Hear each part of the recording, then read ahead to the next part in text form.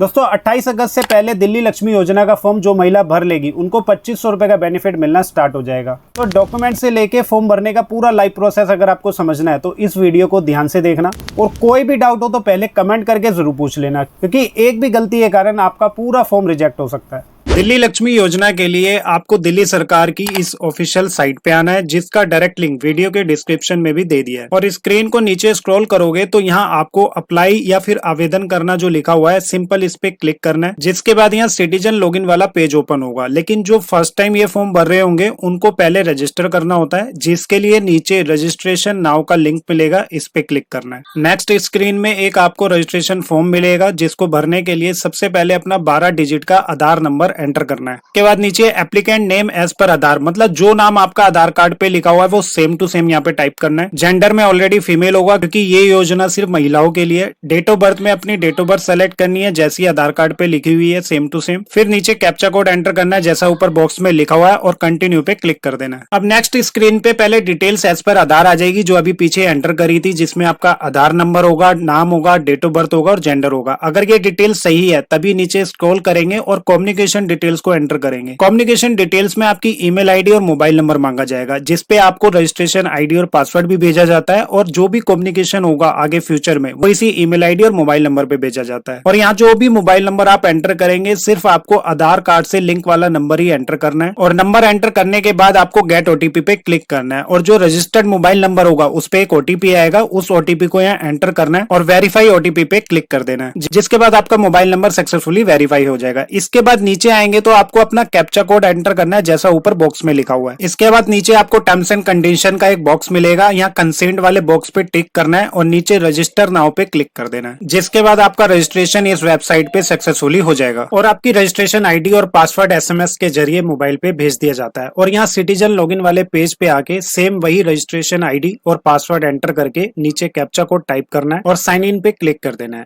जिसके बाद सबसे पहले नेक्स्ट पेज में आपको अपना पासवर्ड चेंज करने के लिए बोला जाएगा। तो करंट पासवर्ड में जो अभी आपको एसएमएस आया है वो वाला पासवर्ड एंटर करना है और नीचे अपनी पसंद का नया वाला पासवर्ड बनाना है। लेकिन उसको बनाने का भी एक फॉर्मेट होता है, जैसे नीचे लिखा हुआ है कि कम से कम वो पासवर्ड 8 कैरेक्टर का होना चाहिए और उसमें ए से लेके जेड तक कोई भी एक अक्षर बड़ा होना चाहिए, ऐसे ही एक अक्षर उसमें छोटा होना चाहिए और साथ में 0 से 9 की गिनती के बीच में कोई भी एक नंबर उसमें होना चाहिए और इनमें से कोई भी एक स्पेशल कैरेक्टर का भी आपको पासवर्ड में यूज करना है। इस फॉर्मेट के अकॉर्डिंग आप पासवर्ड टाइप करके चेंज पासवर्ड पे क्लिक कर देना और पासवर्ड चेंज होने के बाद अब आप डायरेक्ट न्यू पासवर्ड से साइन इन यानी कि लॉगिन कर सकते हैं। जिसके बाद दिल्ली लक्ष्मी योजना के होम पेज ओपन हो जाएगा। तो फॉर्म भरने से पहले यहाँ आपको लेफ्ट साइड में अपनी डिटेल्स दिखाई देंगी जो रजिस्ट्रेशन के टाइम पे आपने एंटर की होगी और राइट साइड में एलिजिबिलिटी कंडीशन होगी, यानी हिंदी और इंग्लिश दोनों ही भाषा में लिखी होगी, जिसको पढ़ के आपको आइडिया हो जाए कि आगे बढ़ने से पहले आप इस स्कीम के लिए यानी योजना के लिए आप अप्लाई कर सकते हैं या नहीं। तो ये सब कंडीशन अभी फॉर्म भरते टाइम भी पूछी जाएगी, तो इसको यहाँ रीड करने की जरूरत नहीं है। तो नीचे स्क्रॉल करके डायरेक्ट हम अप्लाई के बटन पे क्लिक कर देंगे। अब नेक्स्ट पेज में आपसे 8 क्वेश्चन पूछे जाएंगे, जिसका सही सही आपको जवाब देना होगा। अगर आप एलिजिबल हुए तो आप आगे फॉर्म को भर पाएंगे। पहला क्वेश्चन है, क्या आप या आपके पति या आपके माता पिता कम से कम 10 वर्षों से दिल्ली के निवासी हैं, जिसका प्रूफ भी आपको देना होगा। तो यहाँ पे आपको यस पे क्लिक कर देना है। दूसरा क्वेश्चन है, क्या आपके परिवार की सालाना इनकम 2.5 लाख से ज्यादा है, तो यहाँ पे भी आपको नो को ही चूज करना है।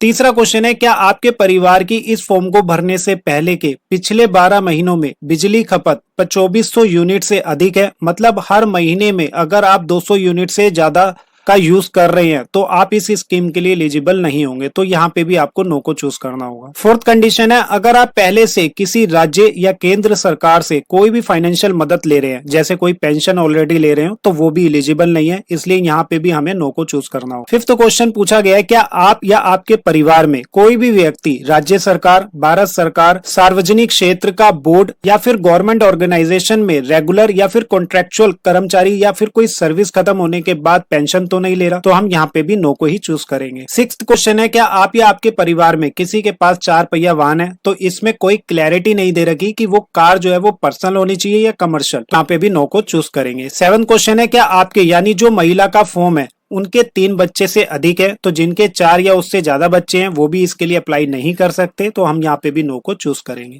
8th क्वेश्चन है, क्या आपके खिलाफ कोई कानूनी रिकॉर्ड तो नहीं है? हमारे केस में यहाँ नो को चूज करेंगे और कंटिन्यू पे क्लिक करके आगे बढ़ेंगे। अब नेक्स्ट स्क्रीन में एप्लीकेंट की डिटेल्स एंटर करनी होगी। जैसे महिला के पिता का नाम लिखना है, जैसे डॉक्यूमेंट में लिखा होगा, ऐसे ही मदर नेम भी लिखना होगा। इसके बाद मैरिटल स्टेटस बताना है कि आप मैरिड हैं, डाइवोर्स्ड हैं या फिर विडो या फिर कोई विधवा है, तो अपने हिसाब से इस ऑप्शन को चूज कर लेना। तो अगर मैरिड है तो यहाँ पे हस्बैंड नेम एंटर करने के लिए पूछा जाएगा। इसके बाद या नंबर ऑफ चिल्ड्रन, मतलब अभी आपके बच्चे कितने हैं, तो हमारे केस में 2 बच्चे हैं जिस महिला का यह फॉर्म भर रहे हैं। उसके बाद ऑक्यूपेशन चूज करना है, मतलब आप अभी क्या काम करते हैं वो बताना है। जैसे सेल्फ एम्प्लॉयड है, स्टूडेंट है, अनएम्प्लॉयड है, तो डेमो के लिए हम यहाँ सेल्फ एम्प्लॉयड को चूज कर लेंगे। फिर यहाँ फैमिली इनकम लिखनी होगी जो 2.5 लाख से कम होनी चाहिए। और अगर आपके पास राशन कार्ड है और उसमें आपका नाम है तो उसका नंबर यहाँ पे जरूर एंटर करना, क्योंकि राशन कार्ड वालों को इसके लिए प्रायोरिटी दी जा रही है। और अगर नहीं है तो आप इसको ब्लैंक भी छोड़कर आगे बढ़ सकते हैं। अब यहाँ पे आपको अपना वोटर ID कार्ड नंबर लिखना है, तो वोटर ID कार्ड होना भी जरूरी है, इसके बिना भी आप अप्लाई नहीं कर सकते। इसके बाद नीचे अपना करंट एड्रेस लिखना है जहां भी अभी आप दिल्ली में रहते हैं, और नीचे उस एड्रेस का पिन कोड टाइप करना है। फिर विधानसभा क्षेत्र का नाम जो आपके वोटर ID कार्ड पे भी लिखा होता है, फिर अपनी डिस्ट्रिक्ट यानी जिला आएगा, और लास्ट में सब डिवीजन को चूज करना है। इसके बाद नीचे अगर आपका परमानेंट एड्रेस सेम है तो यहाँ बॉक्स पे टिक कर देना, तो करंट वाला एड्रेस जो होगा वो अपने आप यहाँ पे टाइप हो जाएगा। और अगर अलग हो तो मैनुअली एंटर कर लेंगे, जिसका प्रूफ भी आपको आगे चल के देना होगा। और कंटिन्यू पे क्लिक करके आगे बढ़ेंगे। अब नेक्स्ट पेज में एड ऑल फैमिली मेंबर का पेज आएगा, तो जो आपके परिवार में साथ में रहते हैं उन सब की डिटेल्स यहाँ पे आपको बतानी है। तो पहले यहाँ हस्बैंड की डिटेल्स को ऐड करते हैं, तो यहाँ उनका पूरा नाम लिखना है। फिर यहाँ रिलेशनशिप में चूज करना है कि इनसे आपका क्या संबंध है, तो हस्बैंड को चूज कर लेंगे। फिर यहाँ उनकी डेट ऑफ बर्थ चूज करनी है और voter ID card number enter करना है अगर वो 18 साल से ज्यादा उम्र के हैं। फिर उनका जेंडर चूज करना है। अब यहाँ उनका 12 डिजिट का आधार नंबर आ जाएगा, और मोबाइल नंबर देना चाहो तो उनका आप दे सकते हैं। और अगर कोई स्टूडेंट की डिटेल्स फिल कर रहे हैं तो उनका अपार ID यहाँ पे टाइप कर सकते हैं। और अगर किसी भी परिवार के सदस्य की आभा ID बनी हुई है तो वो भी यहाँ पे लिख सकते हैं। और ऐड मेंबर पे आप क्लिक करेंगे, जिसके बाद आपके हस्बैंड की डिटेल्स भी ऐड हो जाएगी। तो इस तरह एक एक करके आप बाकी सभी फैमिली मेंबर की डिटेल्स को ऐड कर लेंगे। फिर चाहे वो आपके बच्चे हो, भाई हो, बहन हो, सास हो, ससुर हो, माता हो, पिता हो, दादा दादी, कोई भी हो। यहाँ पे आप देख सकते हैं सारे रिलेशंस आ रहे हैं, तो एक एक करके सबको ऐड कर लेंगे। और वो सभी मेंबर्स की डिटेल्स यहाँ पे देख सकते हैं। अगर कुछ भी गलत हो तो डिलीट करके यहाँ से फिर से ऐड कर सकते हैं। और अगर यहाँ सब कुछ ठीक है तो यह सर्टिफाई करने के लिए इस बॉक्स पे टिक करके कंटिन्यू पे क्लिक कर देंगे। अब यहाँ पे सबसे इंपॉर्टेंट है बैंक डिटेल्स देनी है, जिसमें आपका आधार लिंक हो। तो इसे ध्यान से समझना, जो 90% लोग गलती करते हैं। आपका बैंक अकाउंट अगर एक या एक से ज्यादा बैंकों में है तो आधार कार्ड तो जनरली सब में लिंक होता ही है, लेकिन लिंक के साथ जिस बैंक अकाउंट में आपका आधार सीडिंग एक्टिवेट होगा, यानी कि DBT, जिसे डायरेक्ट बेनिफिट ट्रांसफर बोलते हैं, उसी बैंक अकाउंट में आपको सरकार पैसा भेजती है। तो इस वीडियो को देख के एक बार जरूर चेक कर लेना कि आपके किस बैंक में DBT अभी एक्टिव है, और अगर उसको चेंज करने की जरूरत है तो वो भी आप ऑनलाइन ही कर सकते हैं। वरना बाद में आपको पता चला कि पैसा आपके ऐसे बैंक अकाउंट में भेजा जा रहा है जो आप यूज ही नहीं करते, या फिर DBT किसी भी बैंक में एक्टिवेट नहीं होगा तो वो सरकार के पास वापस चला जाएगा। तो फॉर्म भरने के बाद इसे एक बार जरूर चेक कर लेना। तो जिसमें भी आपका DBT एक्टिव होगा उस बैंक की डिटेल्स को यहाँ पे एंटर कर लेना। अब स्क्रीन को नीचे स्क्रॉल करेंगे तो एक और सबसे इंपॉर्टेंट बात को ध्यान से समझना, पेमेंट ऑप्शन। तो यहाँ आपको 2 ऑप्शन मिलेंगे, फर्स्ट और सेकंड ऑप्शन में से किसी एक को चूज करना होगा। तो यहाँ फर्स्ट ऑप्शन आपको तब सेलेक्ट करना है अगर आप चाहते हो कि सरकार द्वारा जो 2500 रुपए की ये राशि दी जाएगी वो टोटल पैसा आपका RD या फिर FD अकाउंट में जुड़ता रहे, और वो सिर्फ आपको मेच्योरिटी पे विड्रॉल हो, मतलब 3 साल के बाद मेच्योरिटी होगी। और सेकंड ऑप्शन, अगर आप चाहते हो कि सिर्फ 1500 रुपए की RD हो और बाकी जो 1000 रुपए हैं आप उसे यूज कर सको, यानी CBDC वॉलेट से, तो इस ऑप्शन को चूज करना है। अब RD और CBDC क्या है इसे भी ध्यान से समझते हैं, क्योंकि इसके बारे में ना ही कोई बात कर रहा है और ना ही किसी को पता है। RD की फुल फॉर्म होती है रिकरिंग डिपॉजिट, जिसमें सरकार आपके बैंक खाते में अलग से एक RD अकाउंट ओपन करेगी, जिसमें हर महीने 3 साल तक 1500 रुपए जमा होंगे, और 3 साल बाद मेच्योरिटी कंप्लीट होने के बाद ये पैसा आपको विद इंटरेस्ट मिलेगा। मतलब 3 साल से पहले आप इसको विड्रॉ नहीं कर सकते। और 1000 रुपए डायरेक्ट आपके CBDC डिजिटल रूपी वॉलेट ऐप में आएंगे, यानी CBDC का मतलब होता है सेंट्रल बैंक डिजिटल करेंसी। तो ये क्या होता है, ये एक्चुअली आरबीआई का डिजिटल रुपी है। जैसे आप फोन पे, गूगल पे से यूपीआई पेमेंट करते हैं, वैसे ही आप सीबीडीसी वॉलेट से आप किसी भी क्यूआर कोड को स्कैन करके पेमेंट कर सकते हैं। लेकिन ये जो 1000 रुपए का आप यूज कर सकते हैं, इसके लिए भी कंडीशन है कि आप सिर्फ घरेलू सामान के लिए कर सकते हैं। का इस्तेमाल नेगेटिव लिस्ट वाली चीजें जैसे शराब, गुटखा या फिर ऑनलाइन गैम्बलिंग में नहीं होगा। और ना ही आप इस पैसे को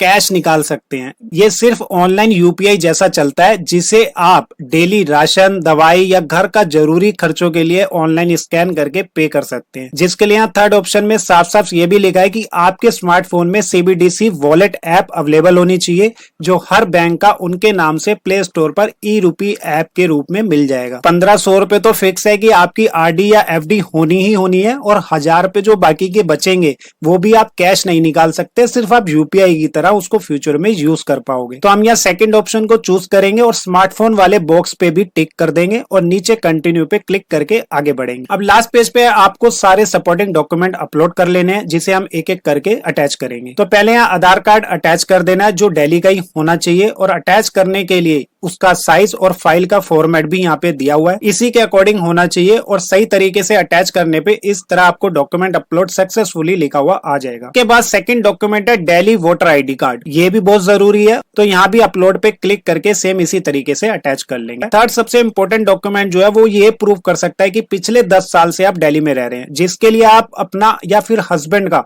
वोटर आईडी कार्ड हो गया, ड्राइविंग लाइसेंस, राशन कार्ड या फिर बिजली, पानी, गैस का कोई भी बिल हो वो भी आप दे सकते हैं। तो हम वोटर आईडी कार्ड को ही अटैच कर लेंगे और लास्ट में एज प्रूफ को भी अपलोड कर देना। इसके बाद नीचे अपनी लेटेस्ट पासपोर्ट साइज फोटो को अपलोड करना है, फिर नीचे अपने सिग्नेचर अपलोड करने हैं। तो साइन किसी भी एक व्हाइट पेपर पर कर लेना और उसकी इस तरह इमेज क्लिक करके रख लेना और इस तरह उसको भी अटैच कर देना। इसके बाद यहाँ कंटिन्यू करके आगे बढ़ेंगे, जिसके बाद बस अब अपने पूरे फॉर्म को फाइनल रिव्यू कर लेना, क्योंकि अभी कोई भी गलती होगी तो आप एडिट कर सकते हैं। और नीचे स्क्रॉल करेंगे तो यहाँ रिस्पॉन्सिबिलिटी से जुड़े कुछ बातों के लिए आपसे कंसेंट लिया जाएगा कि आप जो भी यहाँ पे लिखा हुआ है वो सब करेंगे। सभी बॉक्स के आगे आपको टिक करना है। तो वीडियो ज्यादा लंबी ना हो इसलिए मैं जल्दी से यहाँ पे ओके कर रहा हूँ और यहाँ कंटिन्यू टू एंडोर्समेंट पे क्लिक करेंगे तो फाइनल सबमिट के लिए पॉपअप मैसेज आएगा। तो ध्यान रखना, एक बार अगर यहाँ से आपने फॉर्म को सबमिट कर दिया तो बाद में आप कोई भी सुधार नहीं कर सकते और फॉर्म भी रिजेक्ट हो सकता है। तो स्पेशली जो लोग वीडियो को बीच में बार बार स्किप करके देखते हैं, ये गलती मत करना। और अगर सब कुछ ठीक है तो यहाँ यस सबमिट पे क्लिक कर देंगे तो आपकी डिटेल्स सबमिट हो जाएगी। लेकिन लास्ट काम अभी पेंडिंग है, MP MLA endorsement letter upload करना। तो यहाँ नीचे आपको जो डाउनलोड लिखा है इस पे क्लिक कर देना है। तो जो भी डिटेल्स आपने एंटर की थी फॉर्म के अंदर, उसके हिसाब से एक लेटर जनरेट होगा, जिसका प्रिंट लेके आपको अपने विधानसभा क्षेत्र के एमएलए या फिर एमपी से साइन करवाने होंगे। तो इसमें अपनी डिटेल्स को चेक कर लेना और फॉर्म में आपका एप्लीकेशन नंबर, आपकी फोटो, सब कुछ होगा। आपको कुछ भी फिल नहीं करना, बस नीचे यहाँ पे आपको एमएलए के साइन और उनकी स्टैंप लगवानी होगी, जिसके बिना आपकी लक्ष्मी योजना का फॉर्म एक्सेप्ट नहीं होगा, बेशक आपके पास सारे प्रूफ ही क्यों ना हो। और जैसे ही आपका ये लेटर रेडी हो जाएगा तो फिर से लॉगिन करके नीचे जहाँ लिखा है upload MP MLA endorsement letter, जो सिर्फ पीडीएफ फॉर्मेट में होना चाहिए और मैक्सिमम 500 केबी से ज्यादा उसका साइज नहीं होना चाहिए। तो मैंने पहले से अपलोड कर दिया, जिसे यहाँ क्लिक करके आप चेक भी कर सकते हैं। तो यहाँ लेफ्ट साइड में उस महिला के साइन आएंगे जिसका ये फॉर्म है, और राइट साइड में एमएलए के साइन और स्टैम्प दोनों होनी चाहिए। अगर सब कुछ ठीक हो तो यहाँ फाइनल सबमिट पे क्लिक करेंगे तो एक पॉपअप मैसेज आएगा कि एक बार सबमिट करने के बाद आप फॉर्म में कोई भी बदलाव नहीं कर पाएंगे।